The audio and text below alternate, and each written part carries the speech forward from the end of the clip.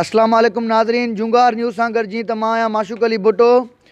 जीअं त PPH आहे पूरी सिंध अंदरि ग़रीब मरीज़नि जूं दिलियूं खटे वरितियूं आहिनि। ख़ासि करे लाड़काणे ज़िले अंदरि ग़रीब डॉक्टर तारिक हुसैन सुमरो साहिबु हितां जा इंचार्ज आहिनि। अचो त उन्हनि सां ॻाल्हि ॿोल कयूं। साईं अस्सलाम वालेकुम। वालेकुम सलाम, महिरबानी। साईं हिते जेको आहे सो PPH आहे जो जेको सेंटर आहे इहो पूरे सिंध अंदरि ऐं ख़ासि करे लाड़काणे ज़िले अंदरि जेको आहे सो तव्हां हिते जेको आहे सो मरीज़नि खे जेको आहे सो कहिड़ियूं सहूलियतूं फराहम कयो था? तव्हांजी वॾी महिरबानी। हीअ आहे MCH सेदूदरो जेको लाड़काणे डिस्ट्रिक्ट में इन में को बि शक न आहे त PPH तरफ़ां हीउ जेको सेंटर आहे त हितां जे आवाम जूं दिलियूं मतिलबु हीउ सेंटर खटी चुको आहे ऐं हिन सेंटर में हितां सेदूदर जे आवाम खे प्लस नईंदरे जा बि पेशेंट थींदा आहिनि ऐं मुख़्तलिफ़ ॻोठनि जा मरीज़ थींदा आहिनि ऐं हिन सेंटर में तक़रीबन 24 कलाक हेल्थ जूं फैसिलिटीज़ मरीज़नि खे मुहैया कयूं वेंदियूं आहिनि। उहे फ्री ऑफ कास्ट हूंदियूं आहिनि ऐं असांजी हेल्थ फैसिलिटीअ में हिते तक़रीबन 30 खां 40 महीने में डिलीवरीज़ थींदियूं आहिनि। उहे फ्री ऑफ कास्ट थींदियूं आहिनि। अल्ट्रासाउंड जेको वीकली बेसिस ते हिते कयो वेंदो आहे ऐं वेरी सून जेको आहे सो उहो डेली बेसिस ते हिते अल्ट्रासाउंड कयो वेंदो ऐं उनखां अलावा हिते वैक्सीनेशन जी फैसिलिटी आहे ऐं ॿारनि खे जेके 5 सालनि खां घटि ॿार हूंदा आहिनि जेके मेलन्यूट्रिशन जो शिकार हूंदा आहिनि उन्हनि खे असां जेको आहे सो सप्लीमेंट थेरापी ॾींदा आहियूं न्यूट्रिशन जे हवाले सां।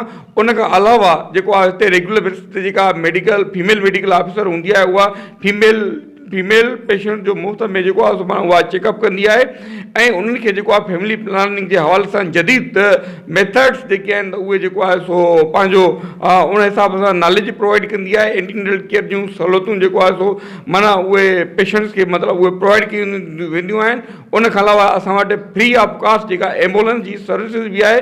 इन में को बि शक न आहे त PPH तरफ़ां सेदूदरो मरीज़नि जी जेको आहे सो वधि में वधि जेको आहे सो उहो उन्हनि खे बि सर्विस प्रोवाइड करे रहियो आहे। तव्हांखे जेको आहे विज़िट करायां थो।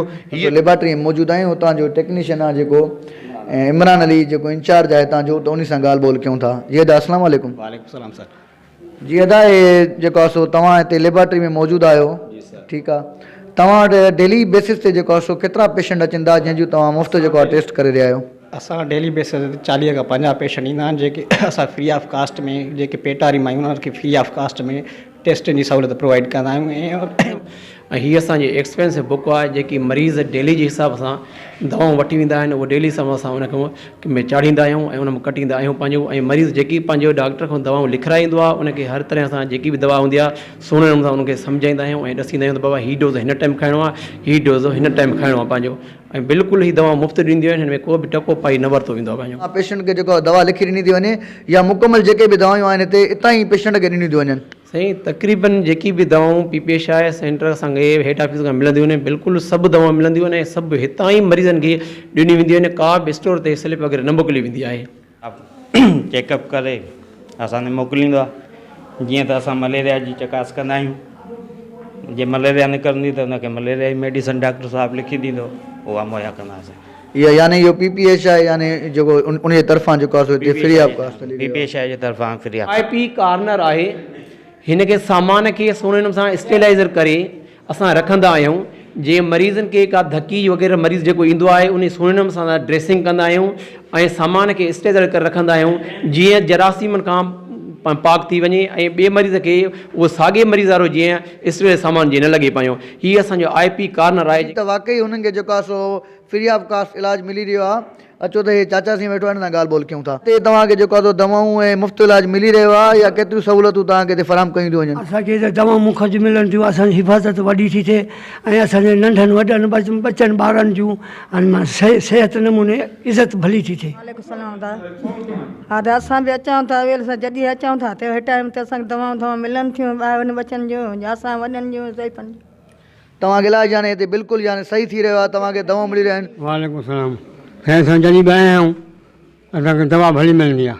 असांजे बचनि खे बि असांखे बि अधु राति अचूं मंझि राति अचूं केॾी महिल बि अचूं असांखे दवा बिल्कुलु असां MCH सेदूदरो आहे उहो 7 ऐं 24 आवर्स जी हवाले सहूलियत ॾिए। उन में असां पंहिंजूं वैक्सीन जे हवाले सां जेके सहूलियतूं ॾेई रहिया आहियूं उन्हनि में जेके असां ॼमण खां वठी 2 सालनि ताईं जेके बि ॿार अचनि था उन्हनि खे असां पंहिंजी 10 ख़ासि बीमारियुनि खां बचाव जा टुका कयूं था। 5 ईयर ॿार ईंदा आहिनि उन्हनि जो असां असेसमेंट कंदा आहियूं, चकास कंदा आहियूं।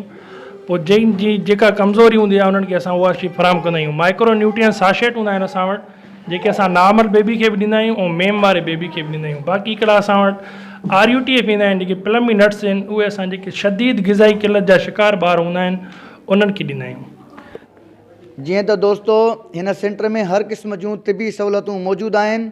हीउ सेंटर DM इस्लाहुद्दीन नारेजो साहिब जन जी अॻुवाणी में ॾींहों ब ॾींहुं बहितरीनु कारकर्दगी ॾेखारींदो पियो वञे। कैमरामैन रोशन बलोच सां गॾु माशूक अली भुट्टो, जुंगार न्यूज़, लाड़काणो।